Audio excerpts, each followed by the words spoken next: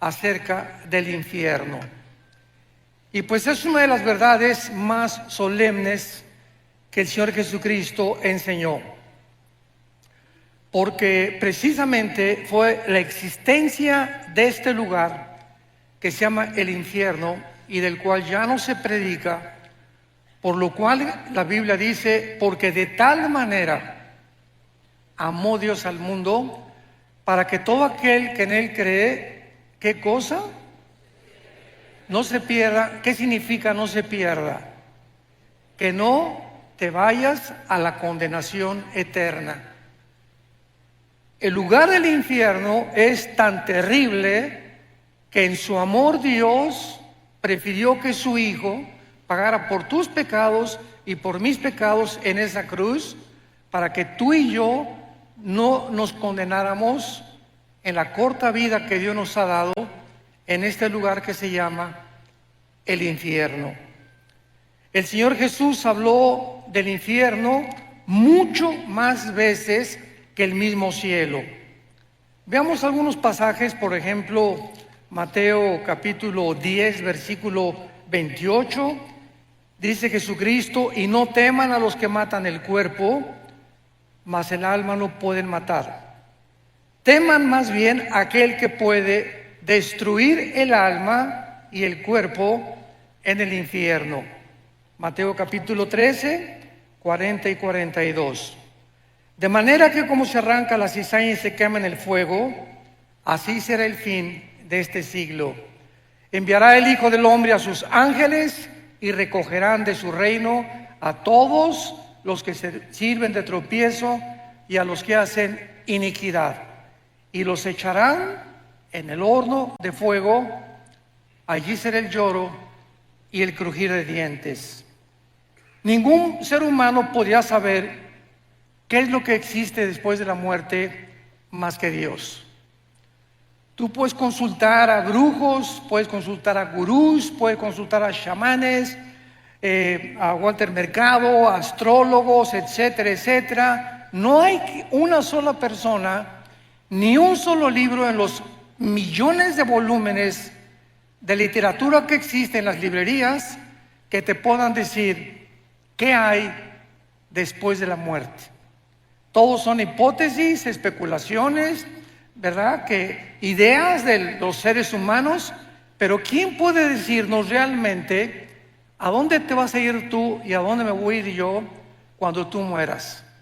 ¿Cuántos de nosotros vamos a morir en paz, sabiendo que vamos a atravesar un túnel nada más y que nos va a estar esperando los ángeles y la persona de Jesucristo?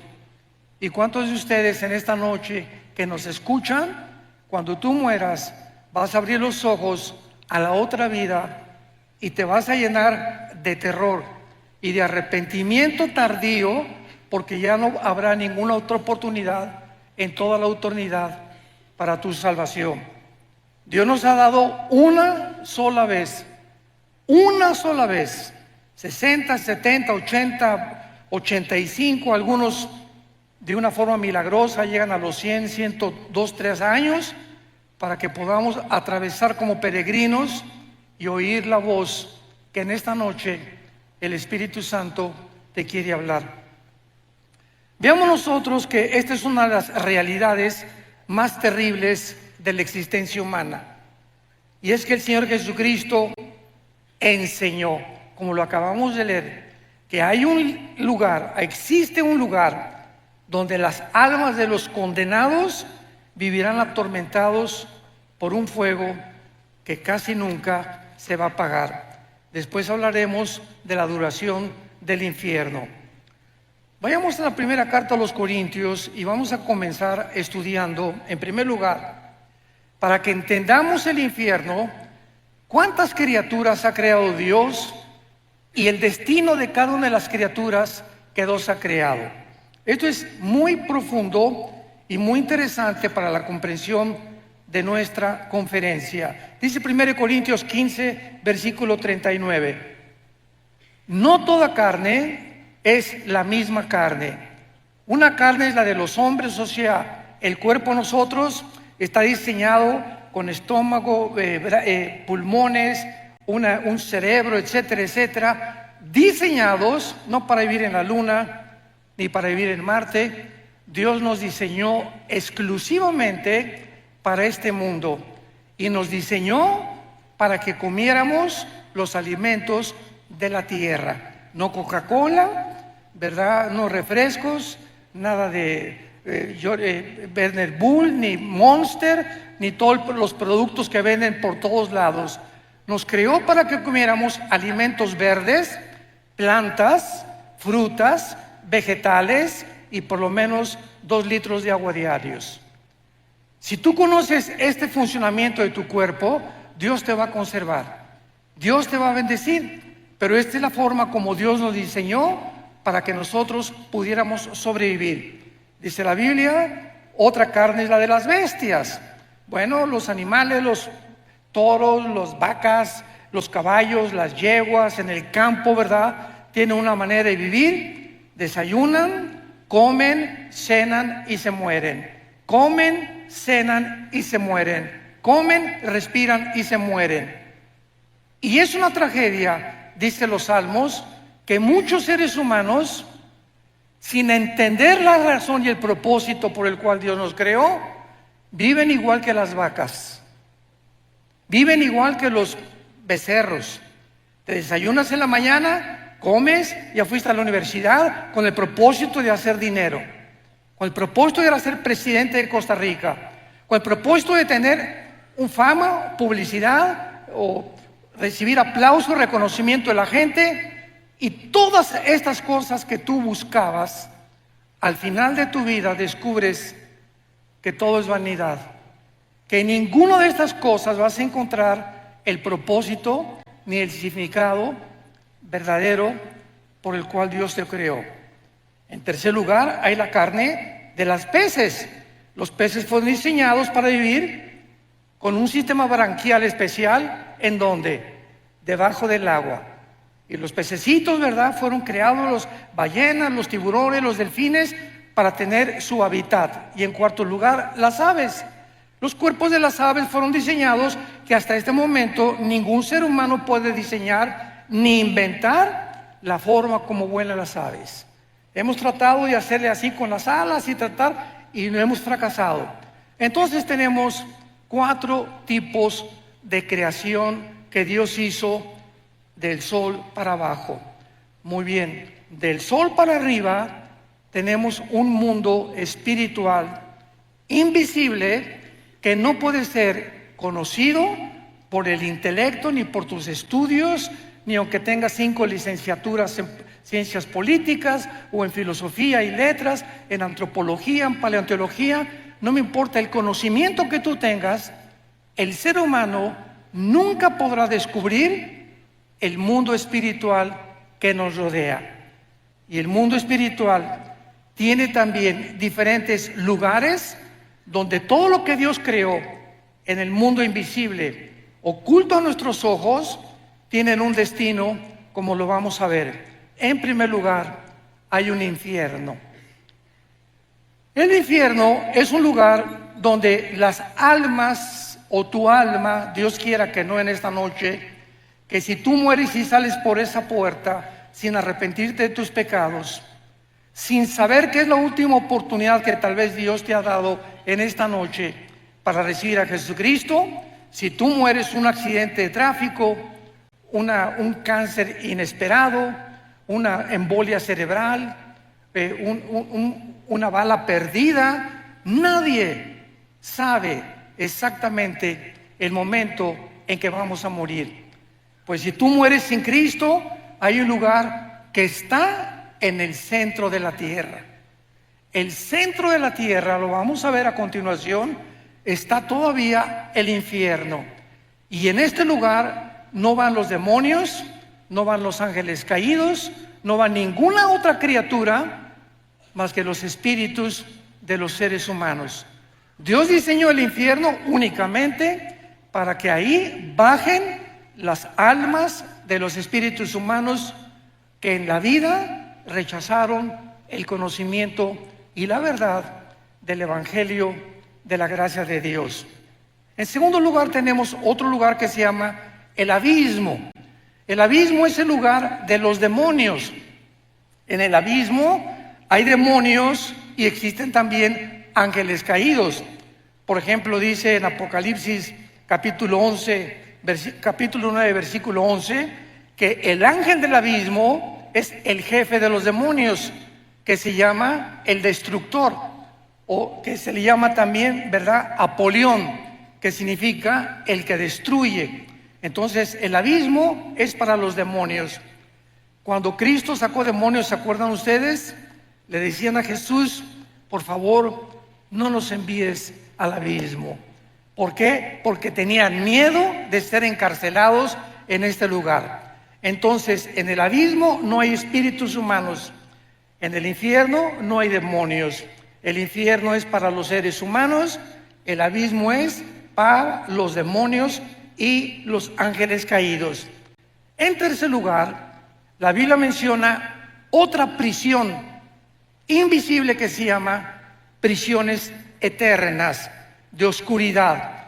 Judas, versículo 6, que en este lugar se encuentra un grupo demasiado malo, maligno, de ángeles caídos.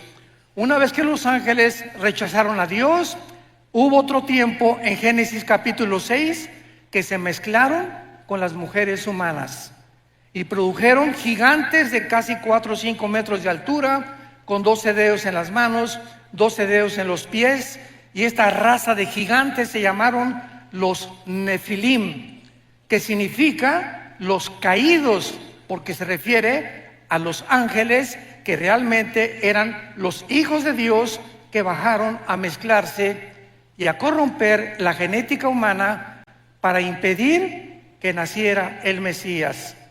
Cuando Satanás oyó Génesis 3:15, de tu semilla, mujer, vendrá el Mesías, y de la semilla de Satanás vendrá el que hará tropezar al Mesías, Satanás, al escuchar esto, de ahí en adelante planeó cuidadosamente, de una forma, con una sabiduría impresionante, que no naciera el Mesías.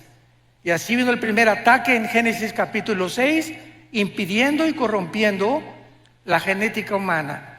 Más adelante ya sabemos, ¿verdad?, de qué forma continuó con estos ataques cuando nació Moisés, por ejemplo. El faraón mandó matar a todos los niños para que no naciera. Dijo Satanás: a lo mejor por ahí viene la línea genética del Mesías. Después, cuando nació Jesucristo, vinieron los reyes del oriente y le dijeron a Herodes: ¿dónde está el rey de los judíos? Mandaron matar a todos los niños menores de 2 años. Y así encontramos en la Biblia el ataque satánico para impedir que naciera el Mesías. Y luego tenemos en cuarto lugar el lago de fuego. El lago de fuego es el lugar donde todos, absolutamente, Satanás, el falso profeta, los ángeles caídos y los seres humanos pasarán la eternidad cuando hayan rechazado completamente el plan de Dios, principalmente los seres humanos. Ahora, muy bien, muchas personas dicen: Dios no puede ser tan malo de mandar a todos al infierno. Una vez una viejita me dijo eso: mire, pastor, yo no creo que Dios sea tan malo de mandar a nadie al infierno. Yo le contesté y le dije: amén, doña Chole, usted tiene toda la razón. Dios nunca manda a nadie al infierno. Ellos se van solitos.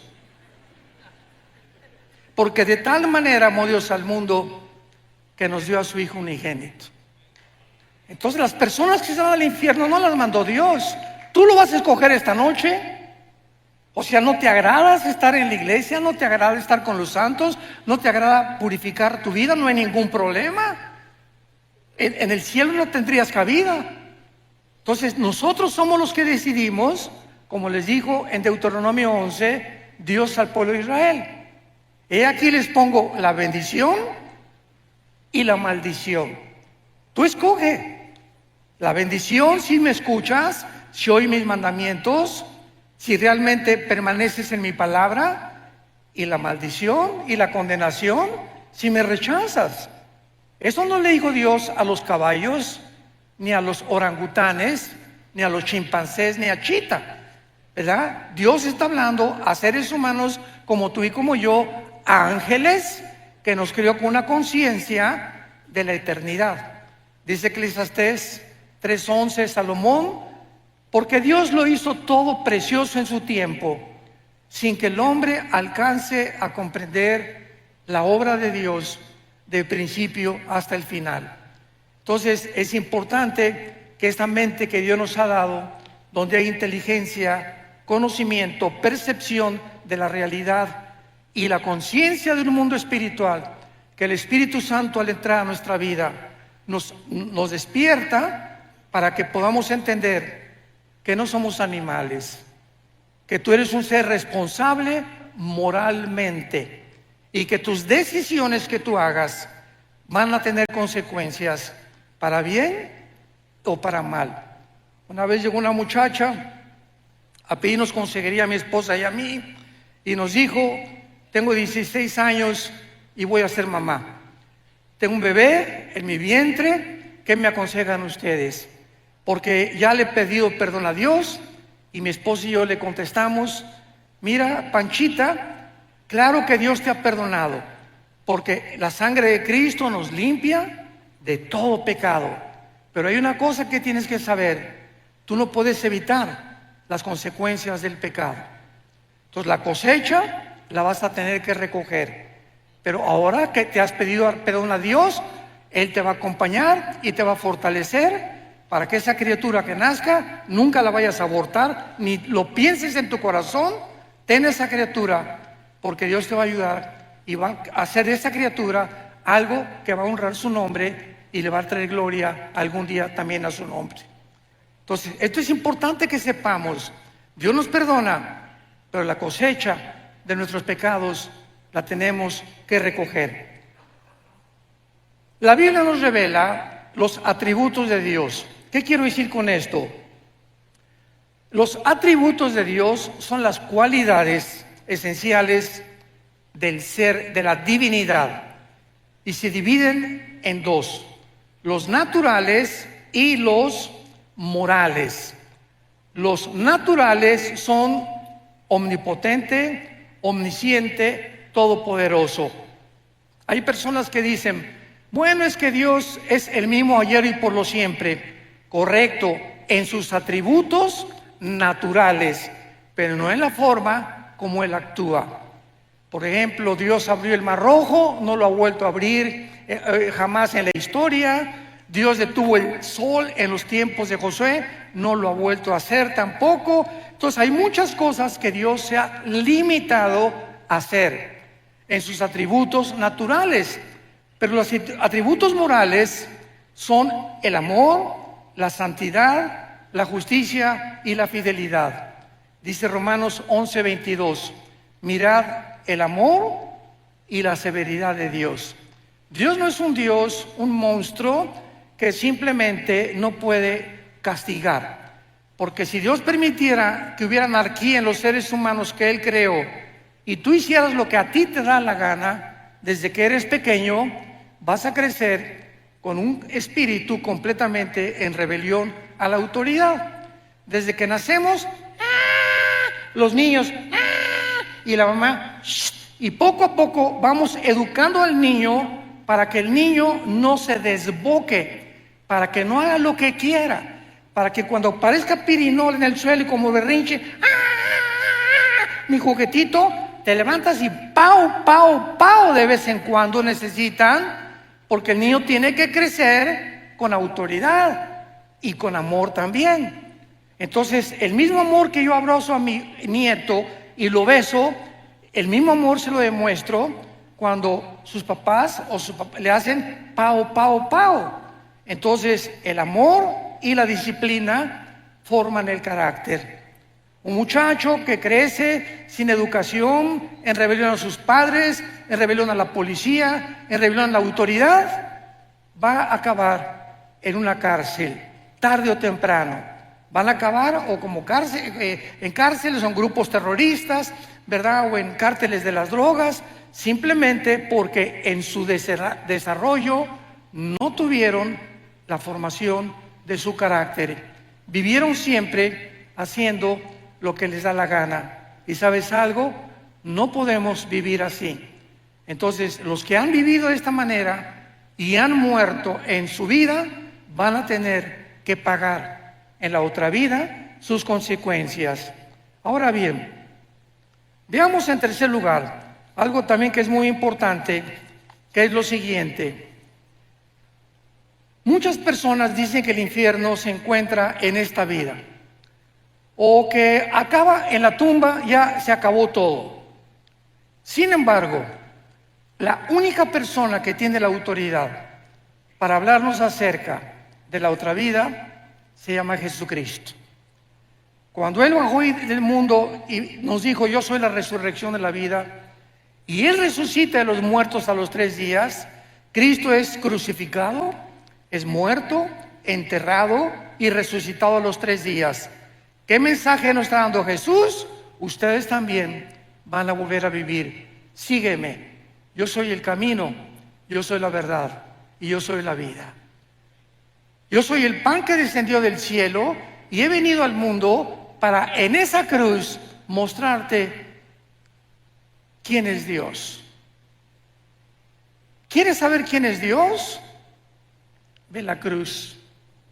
En la cruz Dios manifiesta quién es Él.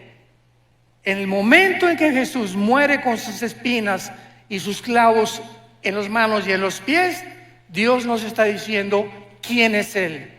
¿Quién es Dios? Aquel que paga por ti y por mí en una cruz. Y con ese amor eterno e infinito te demuestra a Dios que vale la pena vivir para Él. Porque si alguien dice: bueno, ¿yo qué culpa tengo que Adán y Eva hayan pecado? Muy bien, dice el libro Romanos, que es la constitución de los cristianos. Tú no tienes ninguna culpa de que Adán y Eva hayan pecado y que hayamos heredado todos genéticamente y espiritualmente el pecado. Muy bien, te lo acepto, dice Dios. Sin embargo, en la cruz yo pagué por esos pecados. Entonces ahora ya no tienes ninguna justificación. ¿Ok? No eres culpable, pero sí eres culpable de rechazar el perdón. Y eso por lo que muchas personas van a ser condenadas. Entonces, tenemos que entender los atributos de Dios. Vayamos a Lucas 16. Ojalá que todos hayan traído su Biblia. Los que no trajeron Biblia, júntense, siéntense con un cristiano.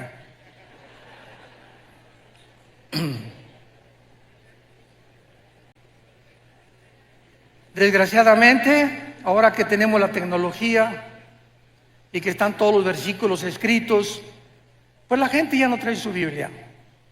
Ya se acostumbraron a no traer la Biblia. Y es la palabra de Dios, este libro. Necesitamos tener el contacto el domingo, tenerlo aquí en mis rodillas. Cuando citan la Biblia, buscarlo, me enseño a manejarla porque es la espada del Espíritu. Y aquí está esto, pues aquí está Malaquías, aquí está Isaías. Y al ratito, después de usarla varias veces, esta espada ya la sé manejar. Ya sé más o menos cómo poder usarla. Y es en donde se encuentran los pasajes más importantes. Pero cuando acostumbras solamente a ver y ver en las pantallas todo lo que está en las pantallas, comienzas a desarrollar una negligencia total por vivir en la palabra de Dios. Y qué importante es que sepamos que debemos ser toda nuestra vida hombres y mujeres de la palabra de Dios. En Lucas 16 es uno de los pasajes, o más bien dicho, el más importante, donde Cristo nos revela la naturaleza del infierno. Este pasaje, en primer lugar, aclaro, no es una parábola. Aquellas personas que digan que es una parábola se equivocan, porque las parábolas usan nombres propios. Y aquí se menciona a Abraham, que fue un personaje en el Antiguo Testamento. Así que esto es una historia real del infierno y del lugar donde antiguamente las almas y los espíritus descendían antes de la cruz. Dice así Lucas 16, versículo 19.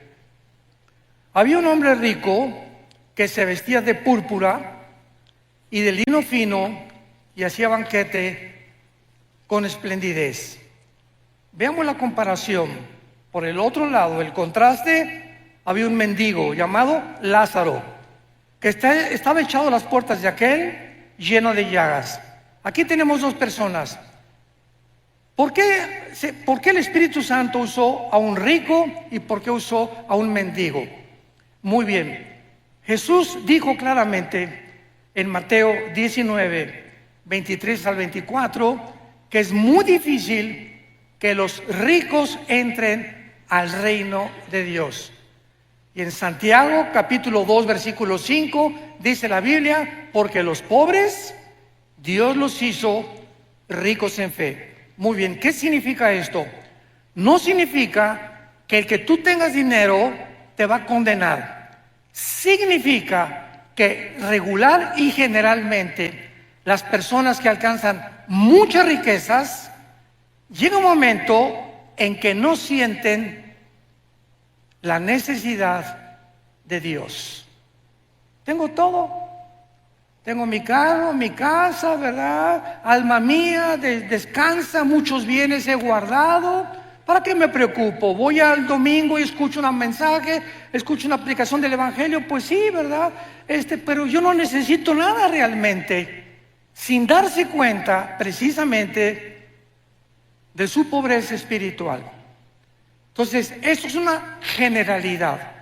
Ahora, los pobres, tú no tienen nada. La vaquita, el caballito, los borreguitos, los chivos, y tú le hablas a un Cristo. Yo comencé 3 años de mi vida cristiana como misionero en la sierra de Oaxaca y Guerrero, en México. 3 años durmiendo en pisos de adobe, me tapaba con periódicos, mi cojín era un ladrillo envuelto en periódicos, y a cada pueblito que iba predicándoles el Evangelio durante esos 3 años, el 80-90% de los indígenas se convertían a Jesucristo. Lo aceptaban con tanta facilidad. Les predicamos un evangelio tan sencillo y abrían su corazón. Sí, Jesús, entra a mi vida. Cuando tú das este mensaje a gente disque intelectual o preparada o con dinero, no toman el mensaje con la misma pasión que lo hacen los pobres. Sin embargo, repito, son generalidades. Y por eso el contraste entre un rico y un mendigo. Ahora, dice la Biblia, versículo 22, que murió el mendigo. Y fue llevado por los ángeles al seno de Abraham. Subráyalo en tu Biblia. ¿Ya ves por no traerla?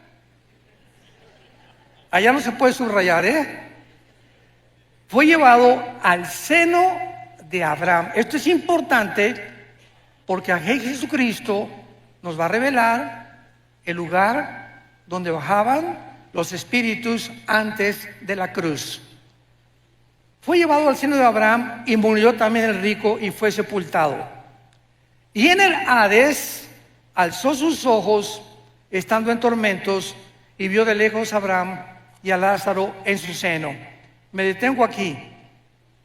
Desde Adán hasta la cruz del Calvario, ningún ser humano, ni los profetas, ni Malaquías, ni Habacuc, ni Sofonías, ni nadie sabía a dónde iban los muertos, los buenos y los malos, antes de la cruz, más que descendían todos al centro de la tierra. Era el único conocimiento que había, porque la revelación bíblica es progresiva. Dios va revelando conforme va pasando el tiempo, nos dando más luz y más luz. Cristo viene y nos abre las cortinas completamente. Llegan los apóstoles bautizados por el Espíritu Santo y se les da otra revelación. El apóstol Juan es arrebatado al cielo y escribe el Apocalipsis. Y así Dios va revelándonos los misterios de su reino y de la vida espiritual. Entonces todos sabían que descendían al centro de la tierra. El lugar en el Antiguo Testamento donde descendían todos, en el hebreo se llama el Sheol. Descendían todos al Sheol, buenos y malos. Muy bien. La Biblia en el Antiguo Testamento se traduce al griego y se llama la versión de la Septuaginta.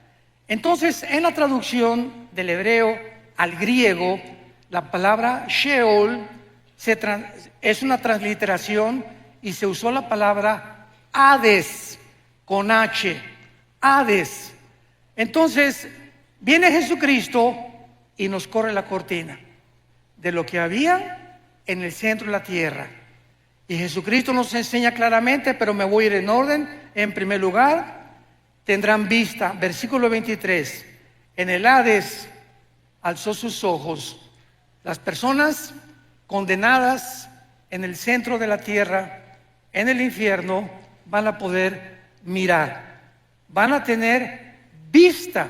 En otras palabras, en la otra vida, los 5 sentidos espirituales que Dios nos ha dado a los cristianos, cuando nacemos de nuevo, no los tiene la gente que no es cristiana. Dice 1 Corintios capítulo 2, del 10 en adelante.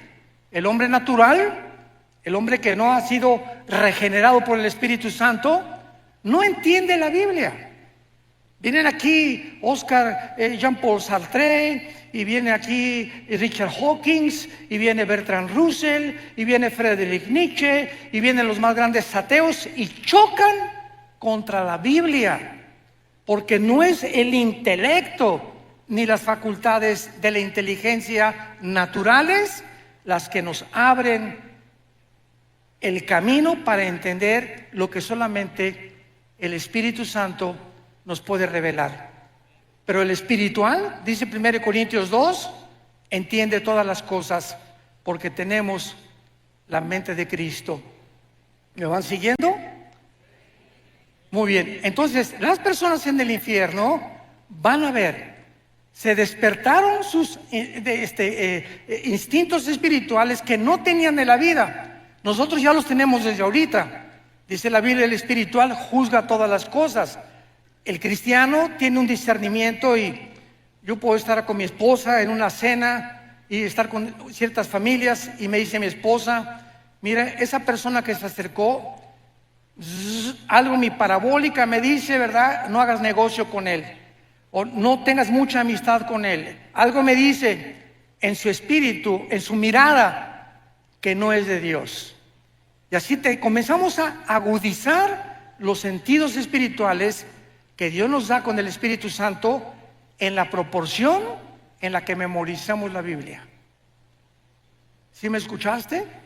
En la proporción de tu contacto con la Biblia, en la proporción que pases tiempo con la Biblia, y en ese mismo contacto y en ese mismo tiempo desarrollarás tus sentidos espirituales. Ahí en el infierno tendrán vista, pueden ver a Abraham. Número 2, versículo 24. Dando voces, dijo: Padre Abraham, ten misericordia de mí. En el infierno, las ondas del sonido, en ese mundo espiritual, en el centro de la tierra, se podrán transmitir. Ahorita me escuchan porque, ¿verdad?, las ondas del sonido se graban, etcétera, etcétera. El sonido viaja en ondas por todos lados de la atmósfera hacia abajo. Dentro del infierno podrán transmitirse también la voz. Y esto es increíble, ¿verdad? Pero serán voces de lamento, de angustia y de desesperación. En quinto lugar, dice la Biblia: Padre Abraham, ten misericordia de mí. Pregunta: ¿cómo puede una persona en el infierno haber visto a Abraham? ¿Que en ese tiempo había cámaras Polaroid o películas? ¿Cómo podían reconocer que era Moisés o que era Elías? Bueno, porque la Biblia dice que hay una capacidad que se llama intuición espiritual. Cuando vayamos al cielo nosotros vamos a saber: mira, ahí está Adán. Oye, pero si no, ¿cómo sabes que es Adán? Porque en el espíritu yo sé que es Adán. En el espíritu lo sé. Ese es Moisés, ese va a ser Elías. Ahí está mi mamá, ahí está mi papá en la tierra. Nos vamos a reconocer como seres humanos. Mira, ese era mi pastor. Esa era la persona que me dio a Cristo. Vamos a mantener la conciencia. Esto es interesantísimo. No vamos a dejar de ser lo que somos, pero vamos a tener otra personalidad, pero con la conciencia que Dios nos creó desde que naciste de tu mamá y de mi papá. Yo voy a seguir siendo Armando, pero con otro nombre. Yo seguiré siendo quien fui, pero con todos los dones y todas las facultades desarrolladas, pero seguiremos manteniendo la conciencia, como lo vamos a ver, de lo que fuimos y muchas veces de lo que seremos. En sexto lugar, tendrán sed. Dile a Abraham que moje la punta de su dedo en mi agua. Dile que moje, que tenga misericordia de mí y que envíe a Lázaro. Este hombre en el infierno creía que Lázaro seguía siendo su sirviente. Dile a Lázaro que por favor me traiga agua. O sea, vean ustedes que esta persona en el infierno no se convierten en buenos. En el infierno mantienen aún más lejos su maldad, como lo vamos a ver más adelante. Dile a ese Lázaro, el que estaba a la puerta de mi mesa, que me traiga y que me moje la lengua. Los instintos y todo lo que tenemos fisiológicamente y biológicamente en el mundo, lo seguiremos teniendo en la otra vida, pero de diferente manera, como lo vemos en los cuerpos de los ángeles, que los ángeles bajan a este mundo y pueden tomar agua. Los ángeles bajan a este mundo y pueden comer cabrito de Monterrey. No de Costa Rica, tal vez café Brit de Costa Rica. Pero en Génesis 18 bajó Dios. Dios el Padre bajó al mundo y caminó y se acercó a Abraham. Dios el Padre, acompañado de dos ángeles. Y cuando los vio Sara, ¿se acuerdan? Génesis 18, les hizo cabrito. Y quién sabe qué atole les dio también. Pero se lo comieron. O sea, vean ustedes que las facultades digestivas, Cristo cuando resucitó, tomó peces y tomó miel, ¿correcto? O sea, ¿cómo es posible que un cuerpo resucitado, que la sangre es lo que le da vida ahorita a nuestro cuerpo, tengan facultades en la otra vida de ver, oír, sentir, comer, deglutar, beber, etcétera, etcétera? Con un cuerpo diseñado para vivir en la otra vida como lo tuvo Jesucristo. Jesucristo asciende al cielo, Hechos capítulo 1, y la ley de la gravedad ya no lo atrajo sobre el centro de la tierra. Cristo con el cuerpo resucitado venció la ley de la gravedad, porque el cuerpo resucitado vencerá las leyes cósmicas bajo las cuales tú y yo actualmente vivimos. Estamos sujetos a un mundo de leyes cósmicas, pero con el otro cuerpo tendremos características diferentes. Todos estos detalles son importantes para entender la vida en el infierno. Dice en séptimo lugar, versículo 24, dile a Lázaro que moje la punta y que refresque mi agua, porque estoy atormentado en esta llama. Y esto es asombroso. Versículo 25, Abraham le dijo, hijo, acuérdate, en el infierno tendrás memoria. En el infierno las personas tendrán memoria de lo que hicieron aquí en la tierra. Sigamos leyendo. Recuerda, acuérdate, tendrán memoria que recibiste en tu vida bienes y Lázaro males, pero ahora este es consolado y tú atormentado. Además, una gran cima está puesta entre nosotros. O sea, Cristo nos dice que el Sheol, el lugar donde bajaban todos los muertos, buenos y malos, estaba dividido. De un lado estaba el seno de Abraham o el paraíso, y del otro lado estaba el Gena en griego, que fue la palabra traducida para infierno. Entonces los buenos estaban esperando a la cruz, a que Cristo pagara con su sangre, porque antes de Cristo nadie subió al cielo, más que Enoc y Elías, que son las excepciones de Dios, ¿verdad? Dios hace sus propias leyes, Él no está sujeto a ninguna ley. Entonces, todos estaban esperando a que Cristo muriera en la cruz, para que desde Cristo a nuestros días, si tú mueres y yo muero, ya no bajamos al centro de la tierra. Ahora ausentes del cuerpo, según de Corintios 5, presentes en el Señor. Vayamos rápidamente, en un paréntesis, Apocalipsis capítulo 6, y veamos esta verdad, porque hay otra teoría, ¿verdad?, que no es bíblica, de que los muertos duermen. Hay una secta que se llama los Testigos de Jehová que enseñan esto. No, cuando morimos, Jesús dijo en Lázaro, Lázaro duerme, sin entender el término dormir relacionado con la muerte. Aquí en el quinto sello, Apocalipsis 6, versículo 9, vi bajo el altar las almas de los que habían sido muertos por causa de la palabra de Dios y por el testimonio que tenían, y clamaban a gran voz diciendo: ¿hasta cuándo, Señor santo y verdadero, no juzgas y venga nuestra sangre de los que moran en la tierra? Aquí tenemos a Juan con una visión del cielo, donde los que han muerto están vivitos y coleando, platicando con Dios, haciéndole preguntas todavía a Dios. Señor, ¿hasta cuándo en el mundo seguirá la violencia, seguirá la muerte, seguirá la maldad? Y se les dijo: espérense tantito, todo esto va a llegar a su fin ya muy pronto, y todos los muertos tienen que morir durante la tribulación para que Jesucristo regrese por segunda vez para establecer su reino mesiánico con todos nosotros aquí mismo en la tierra, precisamente en Jerusalén.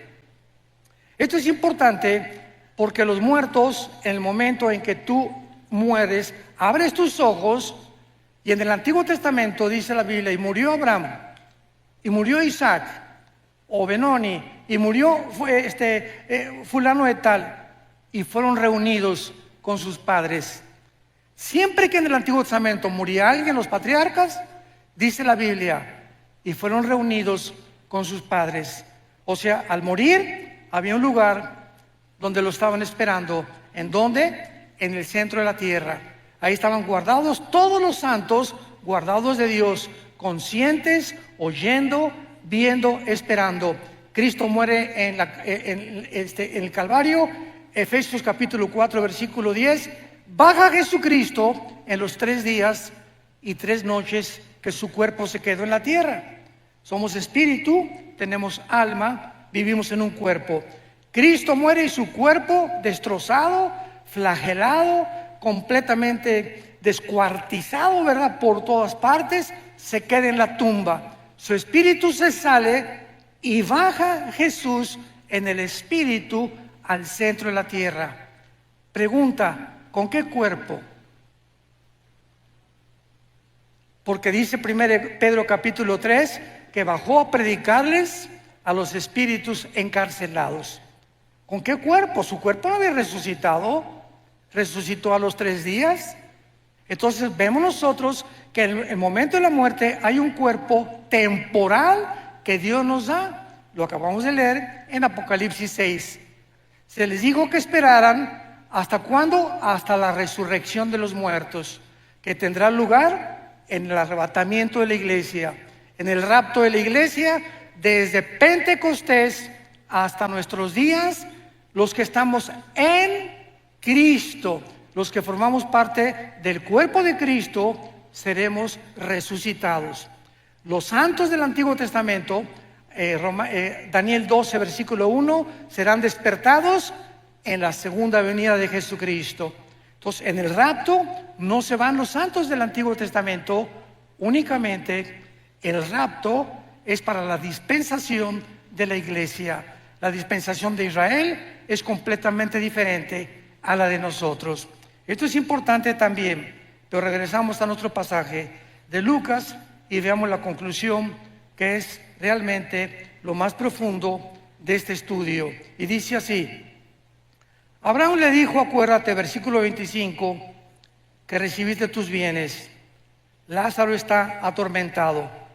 Además hay una cima puesta entre nosotros, de manera que los que quieren pasar para acá a vosotros no pueden ni pasar de allá para acá. Claro que ninguno de los que estaban en el seno de Abraham le hubiera gustado echarse un brinquito, ¿verdad? Para el otro lado. Sin embargo, podían ver desde el otro lado los tormentos en los que estaban muchos espíritus ahí pasando la eternidad.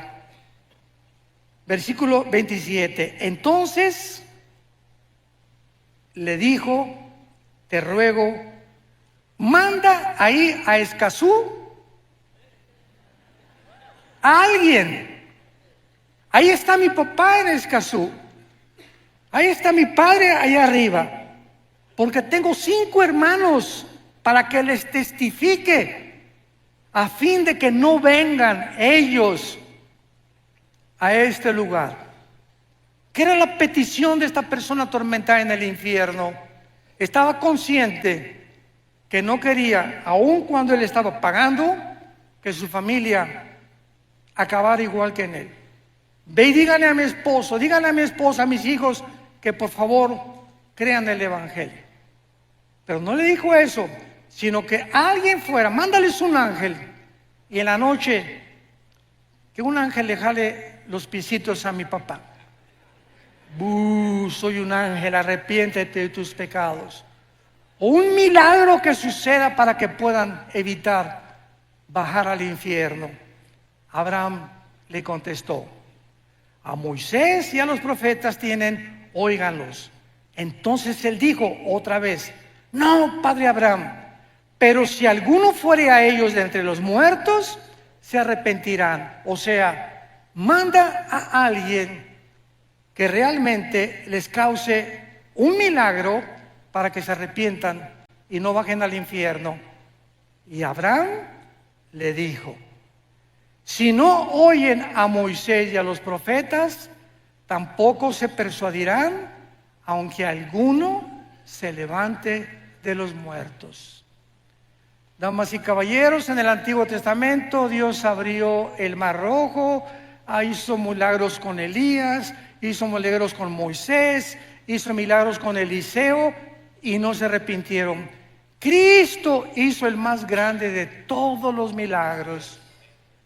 Resucitó a Lázaro entre los muertos, un hombre que tenía 3 días donde ya la sangre se había completamente descompuesto, donde ya no había circulación de oxígeno neurológicamente en el cerebro, un hombre que había dejado de latir su corazón, un hombre que tenía 3 días y que aparte hedía, ya comenzaba a pestar. Y Jesús le dice a esa persona acostada en la tumba: su espíritu de Lázaro subió, no oyó al cielo, tal vez anduvo el espíritu por ahí dando las vueltas, y cuando oyó: Lázaro, ven, levántate, es el espíritu el que da vida. El espíritu de Lázaro volvió a entrar al cuerpo de Lázaro, entró al cuerpo de Lázaro, y el Espíritu Santo restauró completamente la circulación de la sangre, de los ojos, de los oídos, y Lázaro salió de la tumba. ¿Qué más milagro puede haber que ese? Sin embargo, en Juan capítulo 11, el día que Cristo resucita a Lázaro es el día que planean los fariseos matarlo. Aunque alguien les haga el milagro que sea, si no creen, la Biblia es por el oír o por ver. La Biblia es por el oír y el oír por la palabra de Dios. Yo puedo ver ahorita un paralítico y Dios sigue haciendo milagros, porque Dios es bueno y Dios es maravilloso. Y hay personas que me han dicho: si yo veo un paralítico ahorita levantarse, voy a creer. Y le contesto: ¿cuántos días vas a creer? En ese momento vas a ser impactado. No, pues sí es cierto. A los 4 o 5 días vas a seguir igual, porque no fuiste regenerado por el Espíritu. Creíste un milagro, pero no fuiste regenerado por oír la palabra de Dios. Y fuimos renacidos, 1 de Pedro capítulo 2, fuimos vueltos a nacer por la palabra de Dios que vive y permanece para siempre.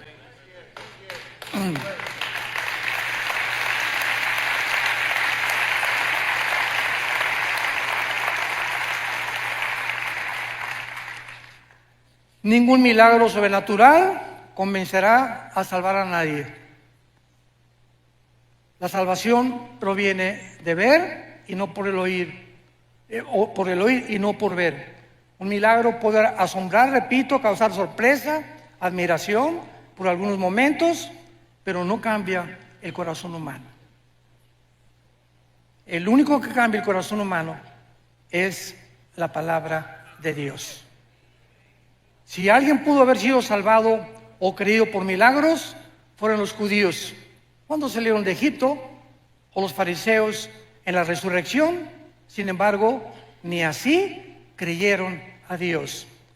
Ahora, ¿dónde se encuentra actualmente el infierno? En el mismo lugar.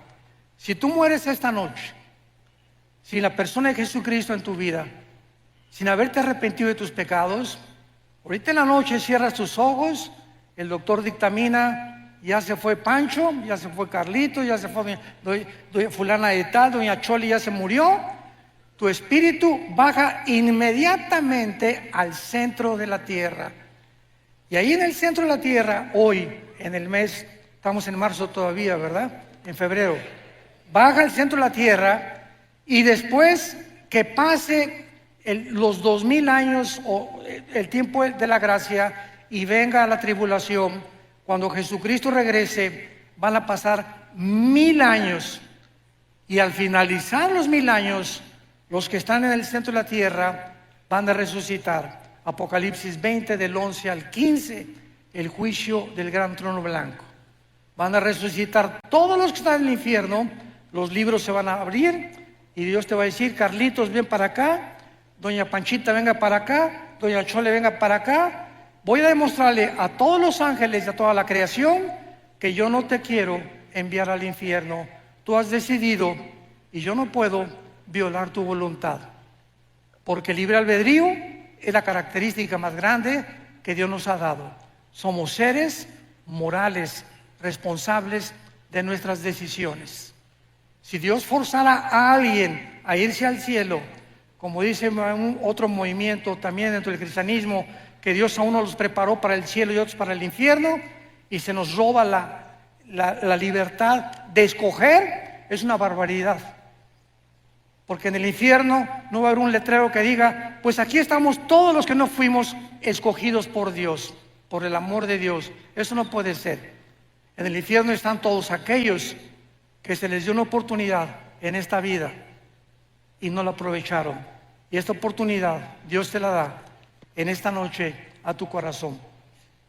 Tú me puedes decir: oiga, pues fíjese que yo vengo a esta iglesia hace 5 años. Las iglesias están llenas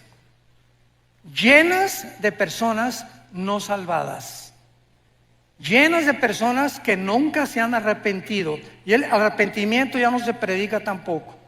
Ya no se predica el infierno, ya no se predica el pecado. Y las iglesias solamente quieren entretenimiento, ¿verdad? Y ya estamos en un tiempo de despertar. Mañana vamos a hablar claramente de las causas de la crisis del mundo por lo cual se encuentra, el mundo como se encuentra. Pero las iglesias están llenas de personas no arrepentidas, que son religiosas, pero no tienen la Biblia, no aman la palabra, no la memorizan día y noche, nunca le han hablado a nadie de Cristo. ¿Cuántos años tienes de ser cristiano? 5 años, hermano, 10 años. En todos estos tiempos, ¿a cuántas personas has ganado para Jesús? ¿A cuántas personas les has hablado de Jesús? En tu bufete jurídico, en tu consultorio médico, en tu taller de carpintería. Ustedes jóvenes, en su universidad, en la escuela, ¿le hablas de Cristo a tus amigos? Muchachas, ¿le hablas de Cristo a tu amiga que se está acostando con su novio y sabes que la fornicación es pecado delante de Dios? ¿Ya te has acercado y le has dicho: Lupita, por el amor de Dios, eso es pecado delante de Dios, arrepiéntete? Tú no puedes vivir acostándote y teniendo relaciones sexuales con tu novio. Eso no es sagrado delante de Dios. Y mucho más si te llamas cristiana. Y mucho más si te llamas cristiano, no besuqueas ni manoseas a tu novia tampoco. Las respetas, porque no puedes amar y ensuciar lo que amas. Este es el verdadero cristianismo. Y si no lo vivimos de esta manera, has vivido un cristianismo falso, que se llama la religiosidad, pero no el haber sido regenerados por el Espíritu de Dios. Ven a Jesús en esta noche. Arrepiéntete realmente de la vida en la que llevas. Inclina tu cabeza y dile estas palabras. Señor mío y Dios mío, te pido perdón por mi vida. Creo que en esa cruz Jesús ha pagado por todas mis maldades, por todos mis pecados que hasta este momento he cometido. Ya no quiero seguir viviendo en el pecado. Que es la guerra del Armagedón, antes de la séptima copa, que ya es la destrucción total de la ecología y del mundo. Dice: el sexto ángel derramó su copa, Apocalipsis 16, versículo 12, y veamos con mucho cuidado lo que dice. Sobre el gran río Éufrates, y el agua de este se secó para que estuviera preparado el camino a los reyes del oriente. O sea, vemos aquí una intervención divina y una intervención satánica en el mundo. La pregunta es cómo pueden convergir estas dos voluntades o estos dos sistemas para que tengamos una explicación, y esto nos va a ayudar muchísimo a entender la mente de Dios. Entonces vemos que aquí Dios está preparando, manda un ángel para que se seque el río Éufrates y para que los reyes del oriente se dirijan hacia la planicie, que es el Valle del Megiddo, que está en Israel, que es donde va a tener lugar la Tercera Guerra Mundial. Y vemos a continuación que dice el versículo 13, y vi salir de la boca del dragón, o sea, al mismo tiempo, qué interesante, al mismo tiempo que los ángeles están preparando el camino para esta guerra y para que vengan los ejércitos, vemos que Satanás, de su boca salen 3 espíritus inmundos a manera de ranas, de la boca del dragón, de la boca de la bestia y de la boca del falso profeta, que son espíritus de demonios que hacen señales y van a los reyes de la tierra para reunirlos a la batalla de aquel gran día del Dios Todopoderoso. Pregunta, entonces, ¿quién está haciendo esa reunión? ¿Quién está detrás convocando esta reunión para la Tercera Guerra Mundial? Porque por un lado vemos que Dios está interviniendo y por el otro lado Satanás está enviando y contribuyendo a este plan sin que él se dé cuenta, lo vamos a explicar, sin que él se dé cuenta que algo está mucho más grande que él, que es Dios, porque Dios es omnisciente y todo lo sabe. Y para poder entender esto, regresemos a la cruz, hace 2000 años. Vemos que la cruz fue una trampa también. O sea, la Biblia es clarísima, Isaías 53, Dios quiso castigar a su Hijo. Fue un plan entre el Hijo y el Padre, la cruz del Calvario. Pero al mismo tiempo, Satanás aprovechó este momento, porque vemos desde el principio que comenzó a atacar a Cristo. Si tú eres el Hijo de Dios, di esto. Si tú eres el Hijo de Dios, aviéntate del templo, etcétera, etcétera. Entonces Satanás creyó que la cruz era precisamente el momento en que él iba a impedir que la semilla de Eva, ¿verdad?, pudiera traer al Mesías, o que pudiera el Mesías llevar a cabo su ministerio de cortarle la cabeza.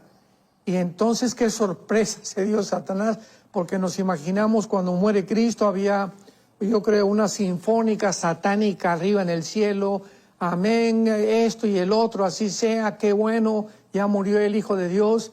Y a los 3 días, el susto que se llevó cuando Jesucristo vence la tumba y sale vencedor.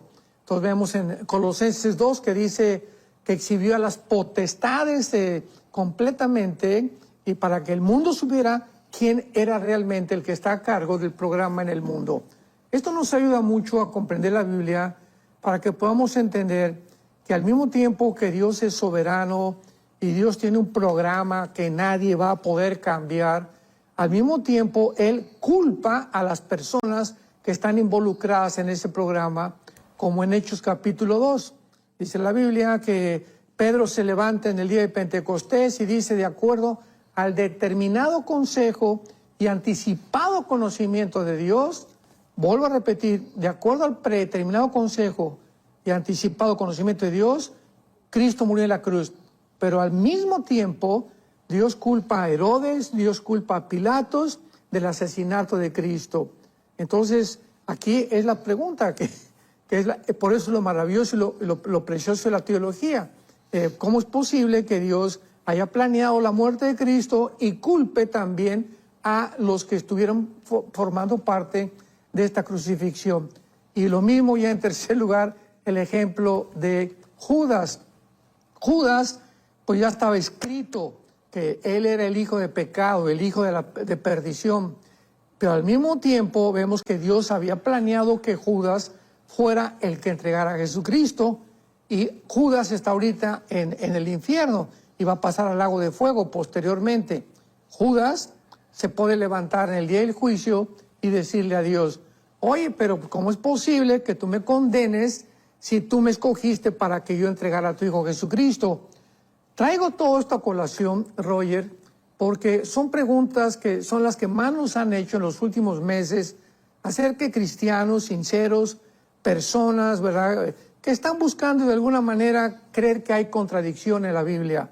Y por eso traigo esto a colación antes de entrar a materia, porque pues Dios en el día del juicio le va a decir a Judas, sí, Judas, claro que sí, yo sabía que tú ibas a entregar a mi hijo, pero al mismo, eso porque Dios es omnisciente, o sea, Dios conoce las cosas por anticipado, pero al mismo tiempo que yo sabía eso, te di la oportunidad durante estos años que estuviste conmigo, Jesucristo, de que pudieras arrepentirte. O sea, mi amor se manifiesta aún viendo yo que tú ibas a tomar esa decisión, yo no podía impedirla, porque si lo hubiera impedido, hubiera violado la característica más grande que les he dado a los seres humanos, que es el libre albedrío. Así que esta es la razón por la cual somos responsables, y en el infierno va a haber un letrero, ¿verdad? No puede haber un letrero que diga, pues yo estoy aquí en el infierno porque Dios no me escogió, ¿verdad? Que es el hipercalvinismo. Entonces es una exageración. Entonces en el infierno y en el lago de fuego van a estar las personas que deliberadamente tuvieran la oportunidad de poder aceptar la salvación. Así que es lo que sucede y lo que vamos a ver en el juicio final de las copas del Apocalipsis. Salmo 9:15.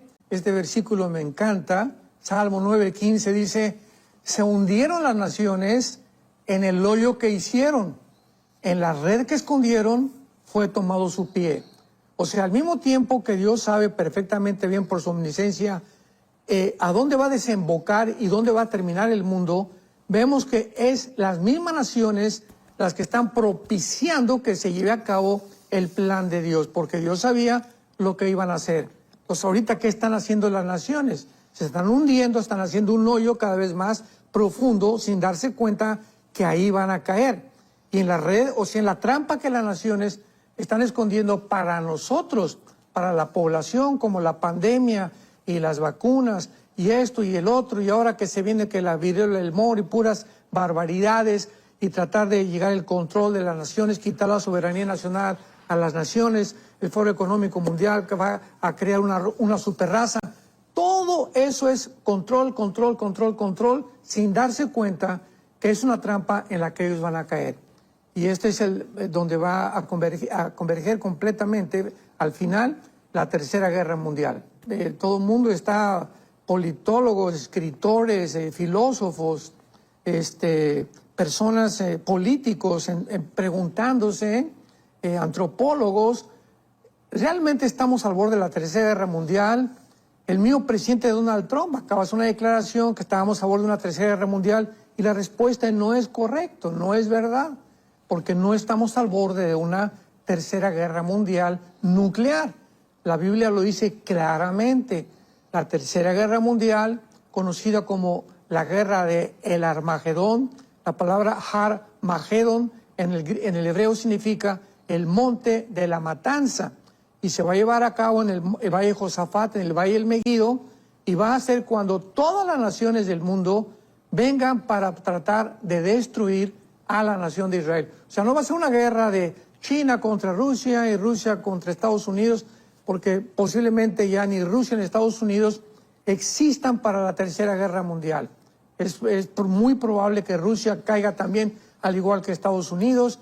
China sabemos que va a sobrevivir, aunque no va a tener una participación directa, porque el gobierno, repito, pues va a ser islámico. El anticristo surge en lo que es la Mesopotamia geográfica del Medio Oriente, que fue Siria e Irak, y de ahí, de acuerdo a Daniel 8, de ahí surge la persona del anticristo, que va a ser para los musulmanes el Mahdi, el líder que va a traer, o el Mesías que están esperando ellos, para nosotros el anticristo.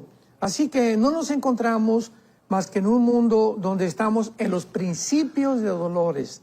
Estamos bien, va a haber guerras, posiblemente la próxima guerra sean de las naciones árabes otra vez contra Israel, pero la Tercera Guerra Mundial, la cristiandad, nosotros ya no vamos a estar aquí, gracias a Dios. Y para tener un poco más de background, como decimos, o sea, antecedentes, es importante ver que en el Antiguo Testamento, para poder entender lo que es el Nuevo Testamento, en el Antiguo Testamento se usan varios términos para estos 7 años de tribulación, o se conoce como la semana 70 de Daniel, el día del Señor, el día de la ira, el día de Jehová, etcétera, etcétera.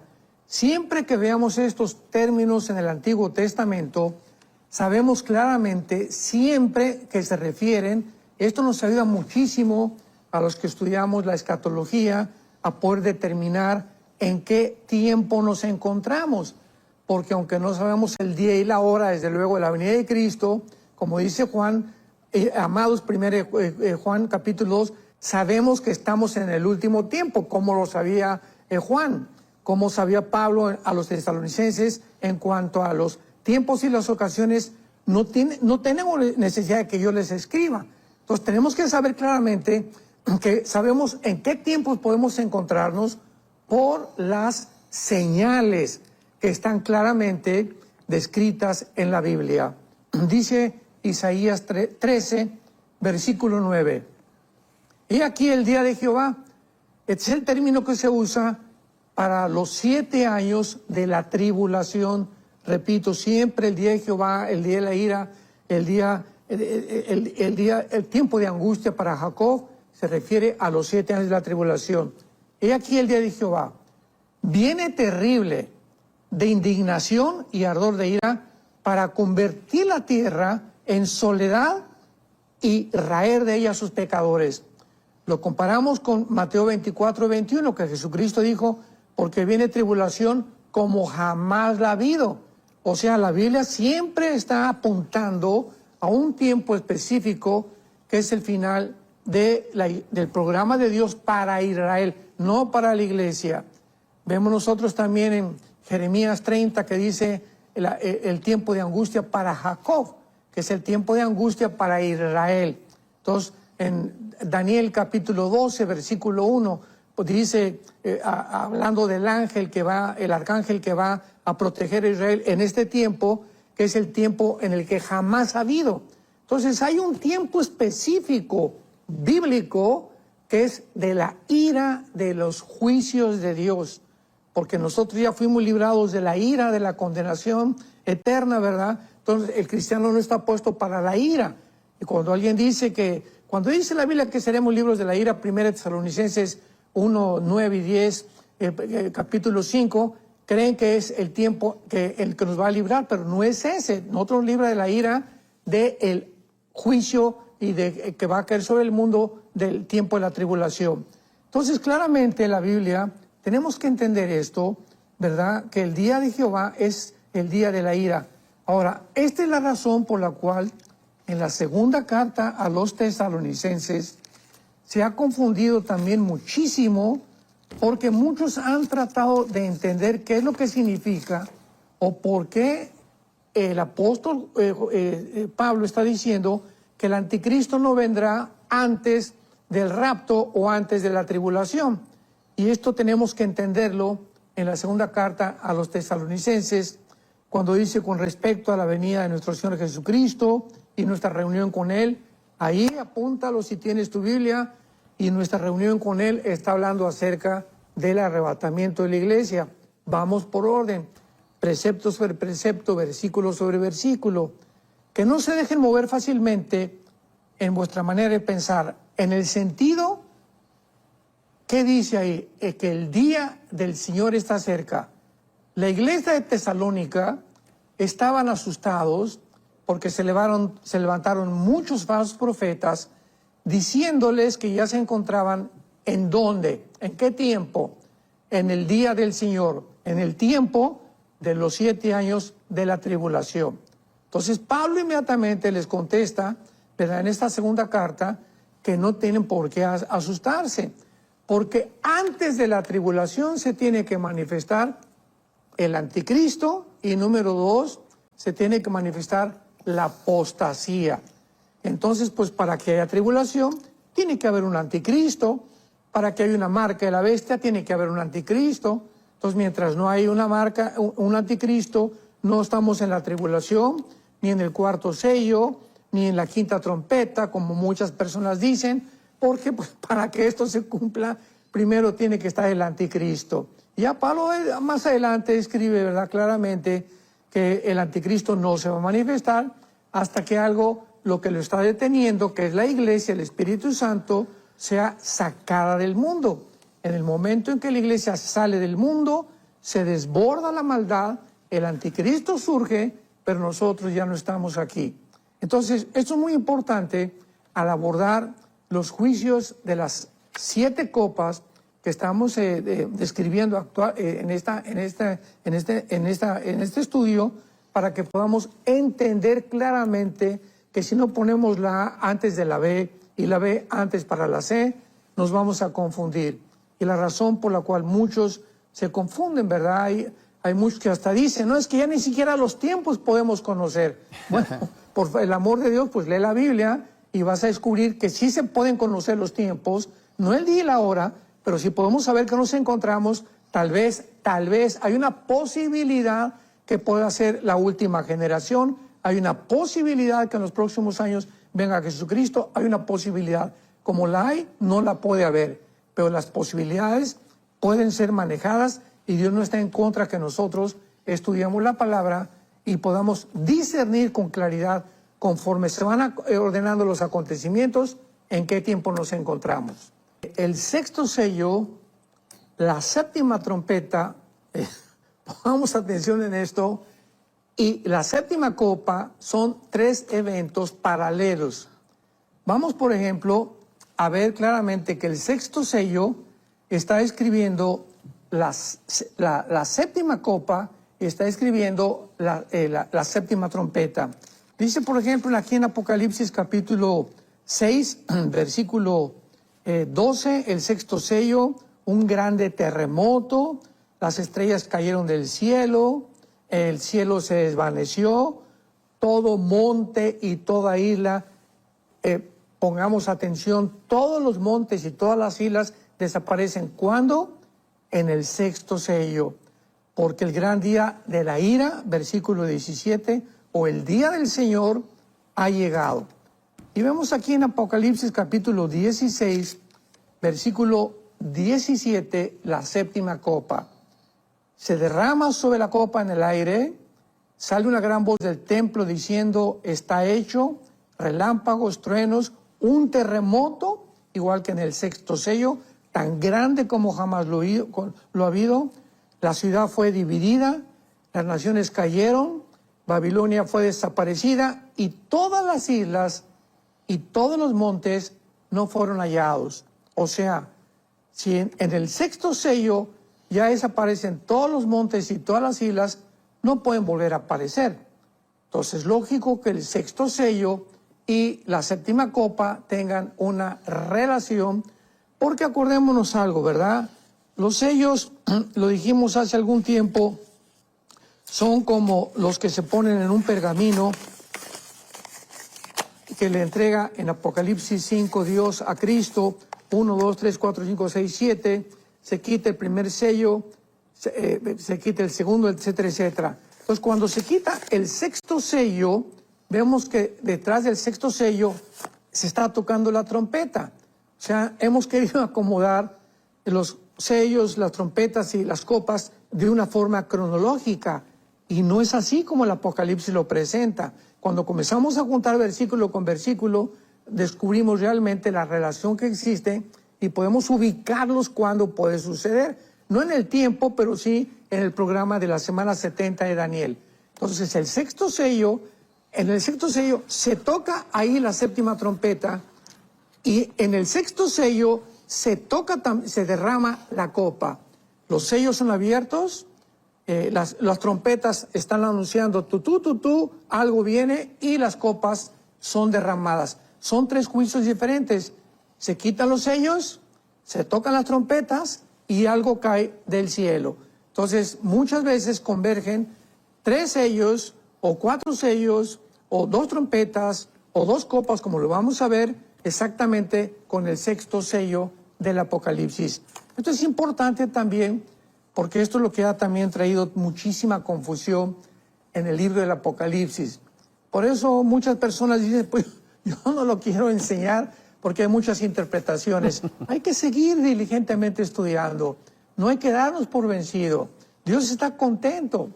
Comienza Apocalipsis diciendo, dichosos los que leen y los que estudian estas palabras porque el tiempo está cerca. Así que Dios no está en contra de nosotros, que nos sumerjamos en su mente maravillosa y que podamos pedirle al Espíritu Santo cada día más y más luz. Imaginemos una plaga que está atormentando una úlcera peor que la que tenía Job. Luego la segunda copa es todo el mar, y esto es muy interesante, todos los mares, el Atlántico, el Pacífico, etcétera, etcétera, se van a convertir en sangre como de muerto. Luego, la tercera copa, vemos también que los ríos y las aguas se convierten también en sangre como de muerto. Y es interesante que en el tercer ángel que derrama esta copa, haya un dicho que diga, ciertamente, Señor, Dios Todopoderoso, tus juicios son verdaderos y son justos. Porque hay mucha gente, ¿cómo es posible que Dios pueda mandar estas cosas y atormentar a la humanidad? Bueno, ahorita, ¿quién está atormentando a la humanidad en el siglo XXI? Nosotros mismos.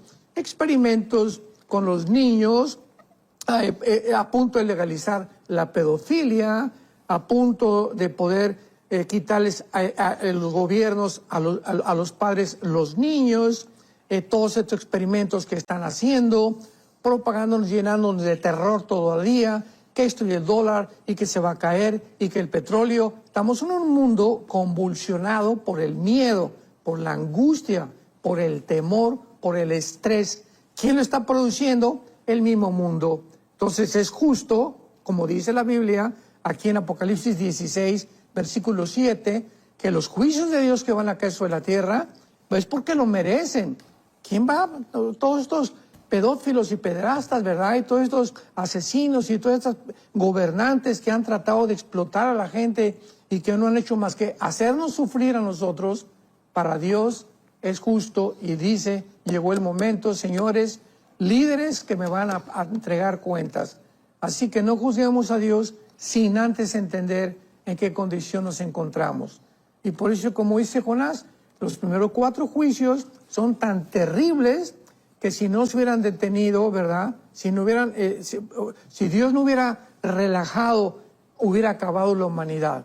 Porque vemos que el quinto sello es finalmente la quinta copa que trae sobre el trono del anticristo, que va a estar en Israel. Porque el anticristo, cuando Jesucristo venga, va a ser localizado en Jerusalén. Entonces todo Israel será completamente lleno de tinieblas, porque lo convirtió el anticristo en su reinado y en su centro o sus cuarteles generales de su gobierno. Dice Romanos 8:1 que ninguna condenación hay para el que esté en Cristo Jesús. Dios ha pagado por el castigo eterno que merecíamos, el infierno que merecíamos y el destino de condenación eterna que merecíamos. Todo lo llevó Él sobre la cruz del Calvario.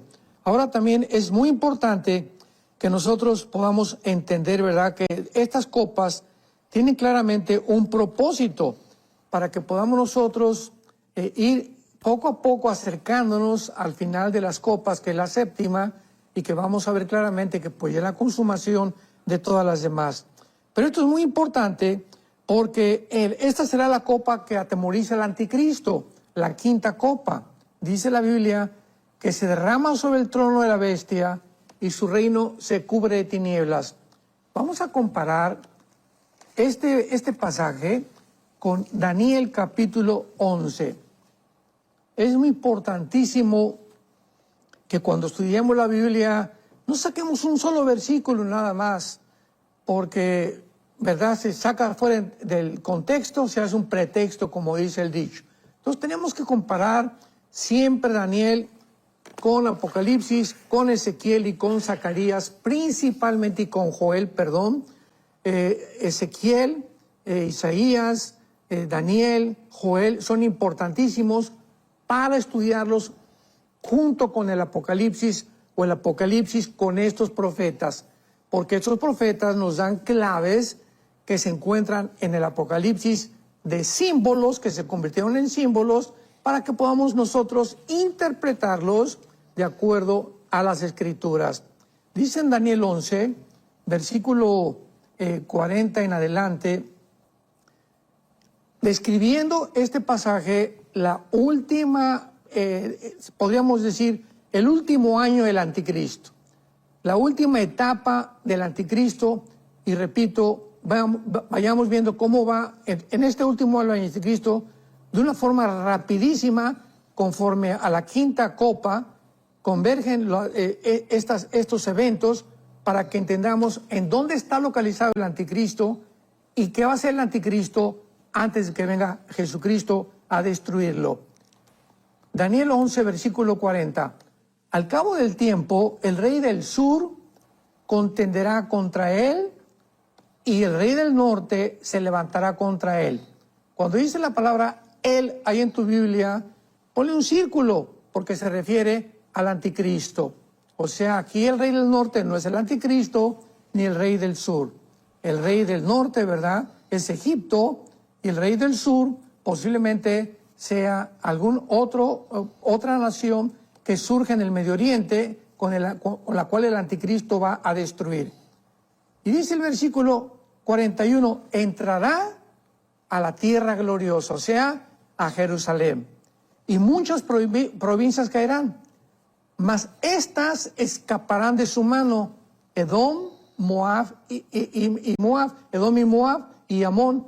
Estas tres provincias que se mencionan aquí son Jordania del norte y Jordania del sur y Jordania del occidente, casi lo que hace con frontera con Israel. Entonces vemos nosotros que Jordania, el anticristo, va a derribar, va a atacar de alguna forma, y es interesante que Edom y Moab descienden de Lot, Génesis 19. De ahí vienen los moabitas o los edomitas que se convirtieron en enemigos de Israel. Entonces, vemos que Jordania, al final del tiempo, va a traicionar a Israel. Ahorita el rey de Jordania está muy pacífico, y esto y el otro, y está permitiendo algunas cosas, pero Jordania va a traicionar a Israel al final. Y dice el versículo 42, extenderá su mano contra las tierras y no escapará el país de Egipto.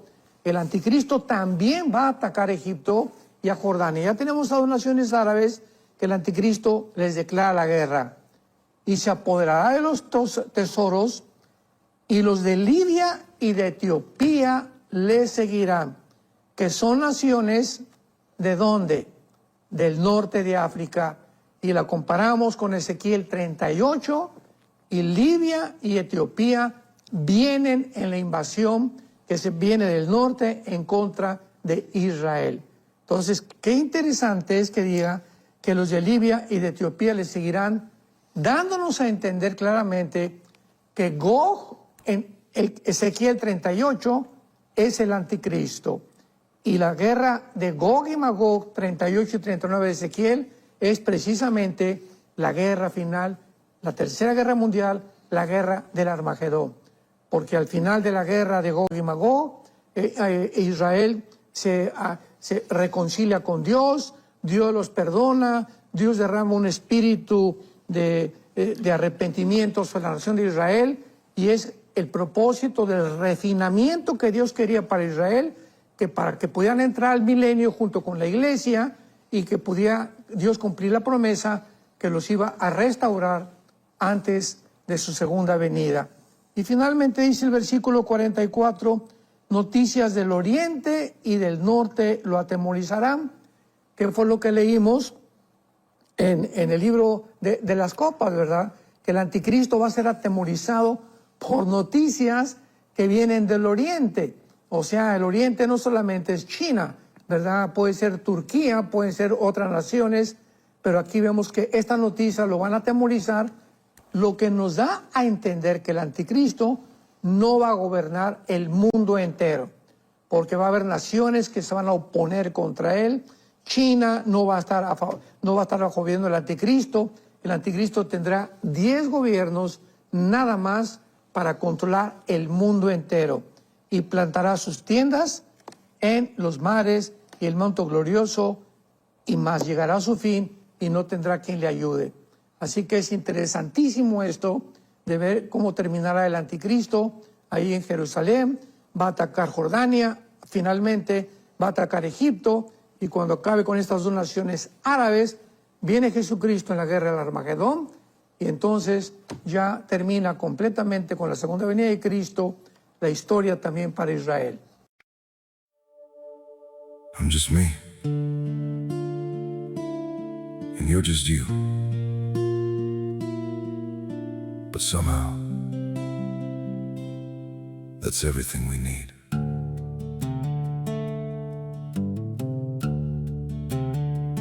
I don't have a perfect story, no shining crown to wear,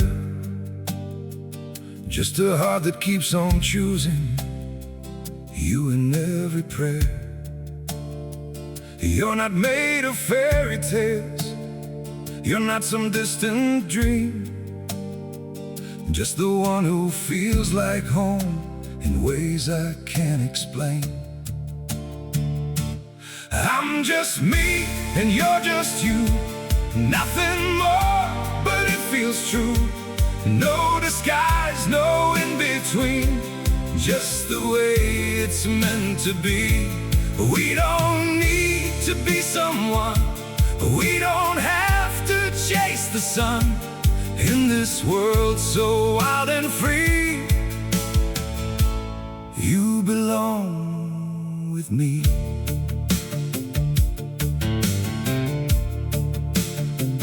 We're not written like a story people talk about for years, but in every quiet moment, you're the one I feel so near.